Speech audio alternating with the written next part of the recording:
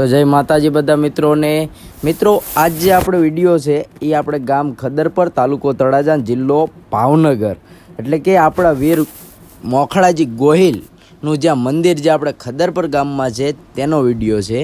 વિડીયોમાં બન્યા રહેજો, ખૂબ મજા આવશે, ખૂબ આનંદ આવશે અને ઘરે બેઠા હું તમને દાદાના મુરલીધર દાદાના અને ચામુંડા માતાજીના દર્શન કરાવીશ।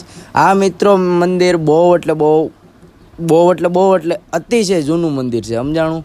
એટલે આ તો હમણાં નવું બન્યું, બાકી જે અહીંનો આપણે મોખળાજીનો ઇતિહાસ છે 1300ની સાલનો છે, સમજાણું। એટલે બહુ અને જે આપણે ગોહિલ છે એમના જે પૂર્વજો એટલે કે વીર મોખળાજી ગોહિલ, તો આપણે એ મંદિર તમને હું વ્યવસ્થિત રીતે બતાવીશ। આનો આપણી પહેલાં પણ એક વિડીયો છે, પણ એ કમ્પ્લેટ ઉપરનું જે મંદિર છે એનું કામ નહોતું થયું, અત્યારે કામ કમ્પ્લીટ થઈ ગયું એટલે મેં કીધું લાવો વિડીયો બનાવી નાખું। તો આ છે આપણે વીર મોખળાજી ગોહિલ, જેનું આપણે નીચે મંદિર છે એ મંદિર છે। આ તમે દર્શન કરી લ્યો અને કોમેન્ટમાં લખજો બધા વીર મોખળાજી ગોહિલ, સમજાણું। અને વિડીયો બને એટલો ખૂબ શેર કરજો એટલે હું જેથી દાદાના દર્શનનો લાભ બધાને મળે। બાકી મિત્રો હમણાંથી આપણે તમને કોઈ ડેઇલી અને વ્યવસ્થિત બહુ નવા કન્ટેન્ટ આપણે નાખીએ છીએ, તમને ખ્યાલ જ હશે, તમે જોવો છો ડેઇલી એટલે તમને ખ્યાલ જ હશે। પછી જ્યારે મિત્રો પહેલાં વિડીયો બનાવ્યો ને ત્યારે આપણે મંદિરની સામે આપણે મોખળાજીની આપણે સ્મૃતિ નથી, સમજાણું। હવે તમને કોઈ કમ્પ્લેટ છે અને વ્યવસ્થિત રીતે બહુ મિત્રો આમ નકરો આનંદ જ આવે, મંદિરે જાય નકરો મજા જ આવે।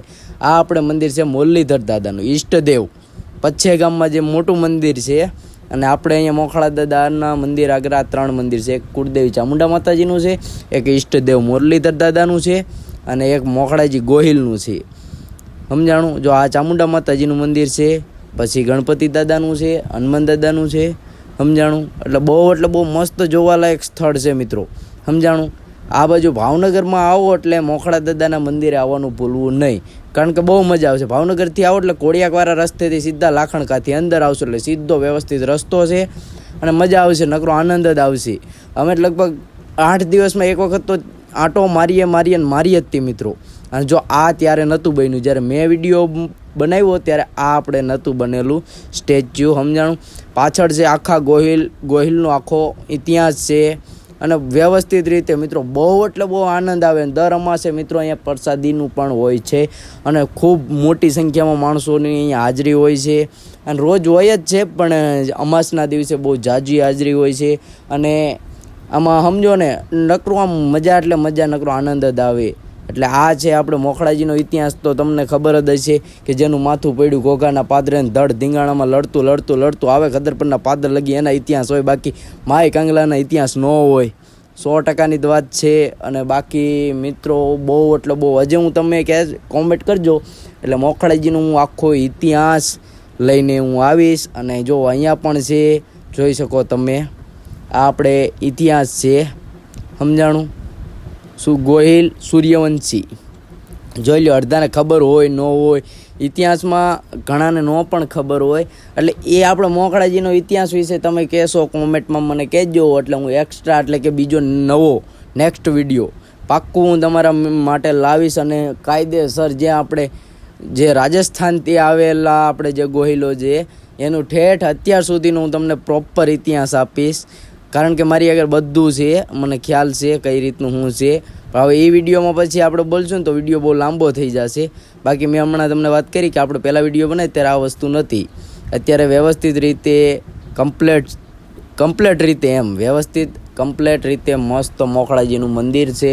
મંદિરની સામે જો આ આપણે ઇતિહાસનું આખું બોર્ડ છે, આમાં જે રીતનું આખું આપણે જે આજથી લગીનનું જે છે એ બધું આમાં દેખાડેલું છે। એ છતાંય તમે મને કહેજો એટલે હું વ્યવસ્થિત રીતે તમારા માટે લાવી દઈશ। ભાવનગરનો રાજવંશ જોઈ શકો તમે, આખું આમાં તમે જોશો એટલે મજા આવશે। પાલીતાણા ગાદી છે, પછી આપણે વલભીપુર ગાદી છે, બધી અલગ ગાદીઓ હતી, આપણે તમને ખ્યાલ જ હશે। આપણે જે ભાવનગરમાં છે એ બધાને ખ્યાલ હશે મોખળાજીનું।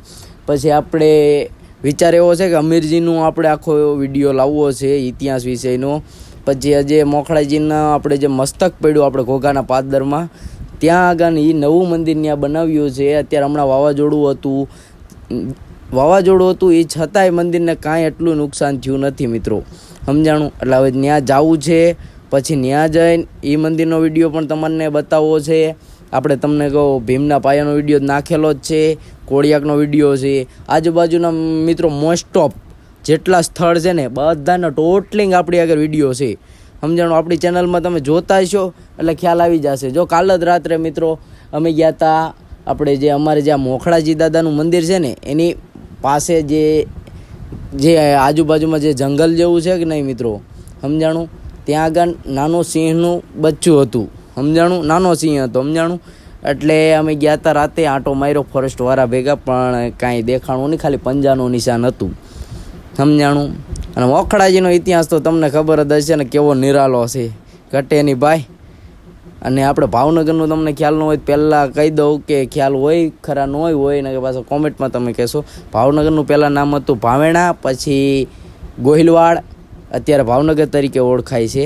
તમને ખ્યાલ હોય ન હોય તમે પાછા મને કહો કે આમ ક્યાં કહેવાનું હતું. બપ્પા રાવલ, મહારાણા પ્રતાપના પૂર્વજો, સેજકજી ગોહિલ, વીર મોખળાજી ગોહિલ, તમે જોઈ શકો છો, વીર હમીરજી ગોહિલ, જુઓ મહારાણા પ્રતાપ, છત્રપતિ શિવાજી મહારાજ જોઈ શકો, મહારાજા તખ્તસિંહજી, મહારાજા કૃષ્ણકુમારસિંહજી જોઈ શકો. આમાં કાયદેસર વ્યવસ્થિત રીતે તમને ઇતિહાસ મેં બતાવ્યો છે. અને વિડીયો સારો લાગ્યો હોય તો લાઈક કરવાનું ભૂલતા નહીં. હજે ઉપર જે નવું મંદિર બન્યું હું એમના તમને દર્શન કરાવું અને ખૂબ મજા આવે. મિત્રો એ જે મંદિર છે ને, જ્યારે બપોરે તડકો હોય ને ત્યારે મિત્રો એટલું મંદિર આમ તપકે. એટલે મિત્રો મેં વાત કરી એમ બપોરના સમયમાં મંદિર એટલું તપકે ને કે એની કોઈ હદ નહીં. પછી જોઈ શકો બેસવા માટે બાકડાની સુવિધા પણ છે. આમ જોઈ શકો પાછળ છે એ બાળકોને રમવા માટે છે. નકરો એમ વ્યવસ્થિત ફૂલ સુવિધા કમ્પ્લેટ રીતે અહીંયા બાપુ સેવામાં છે. અને વ્યવસ્થિત બધું મંદિર આમ કમ્પ્લેટ મિત્રો, ઘટે જ નહીં.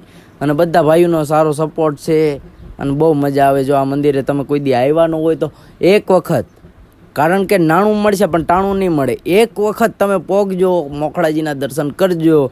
જો હકીકત દિલથી તમને એમ થાય કે ના વાહ ગોહિલ વાહ, તમને પોરાના પલ્લા છૂટે ને તો કહેજો, ખૂબ આનંદ આવશે, નકરી મજા જ આવે. સમજાણું?